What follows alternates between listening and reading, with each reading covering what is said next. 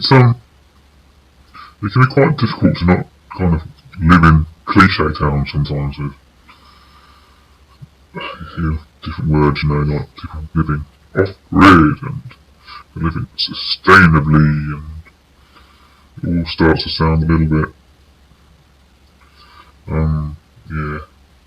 little current, little hip words, not necessarily that hip, but more current, but anyway, I've been, just pondering something just recently, and I stuck a bit of paper on the wall, and just kind of brainstorming it in my own little way, and it was cause no harm, and again, it's kind of, the reason it's difficult not to slip into Clichéville is because it's so easy to write things like that, and it just sounds a little bit meh. But I wanted to ponder it because it's such a massive thing. Because I would suggest, I'm only a moose, but even I can suggest things that at quite a fundamental level, cause no harm, which is a well-known little bit of natural law. It's quite a fundamental thing, and it's an easy thing to say, and a really bloody difficult thing to even do a little bit in its own way, particularly in a world that's so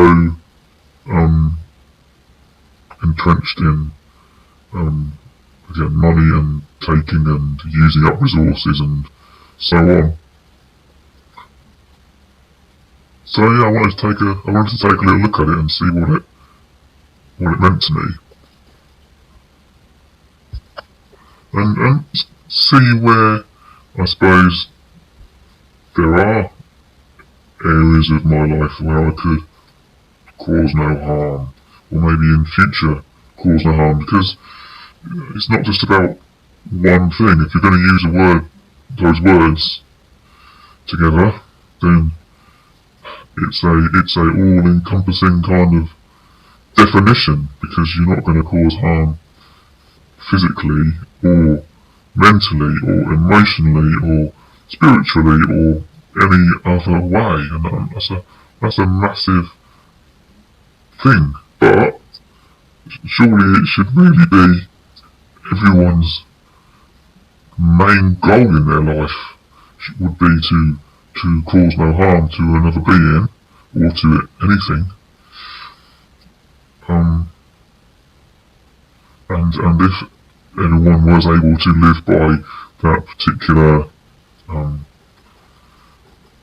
ideal, I guess, then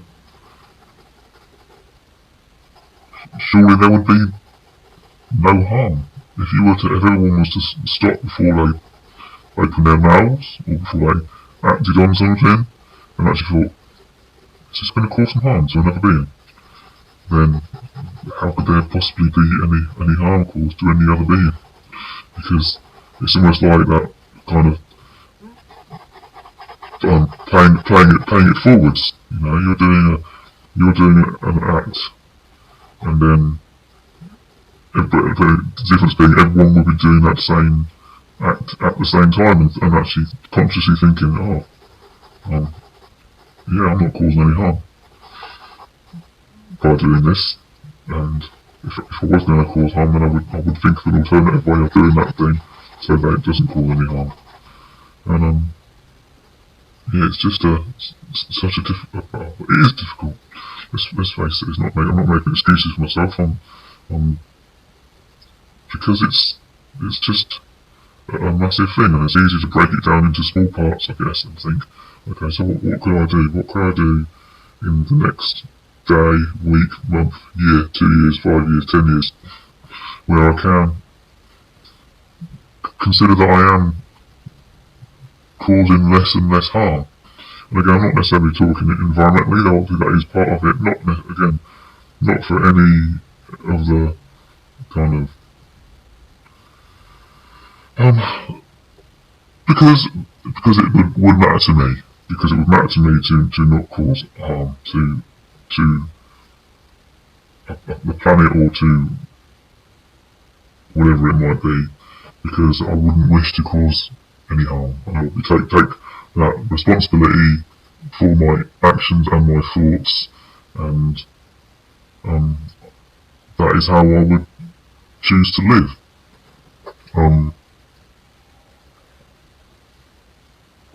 It might be taking responsibility for what I kind of take in, what I'm influenced by, who I'm influenced by, whether it's something on TV that I've seen, do you know what, that's just, I don't want that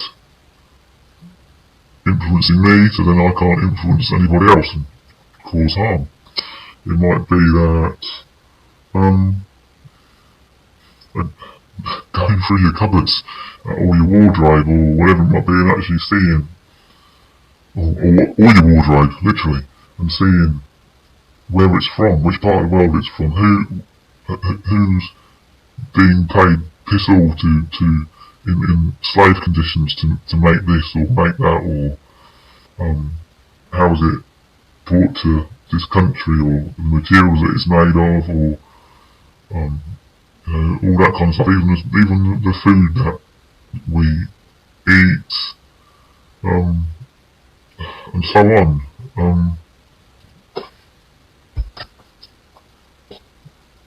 Does your bank cause harm?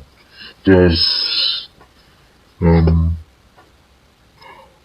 it. You can just go through pretty much everything, and on one hand, maybe it's not a great idea, because you could literally just beat yourself up over everything. But on the other hand, there is that sense of self-responsibility again, because if we as individuals aren't responsible for our deeds, then who is? And I was watching this guy talking the other day. Sorry, can't remember his name, so I apologise for any misquoting. He was attempting to live as minimally as possible, and had got this house, and he'd taken the toilet out, and he'd fitted his own compost toilet in his house. Because, like he said, a pretty good analogy for how we live is that we take a shit and we flush it away and we let someone else deal with it. And that's pretty much it, isn't it?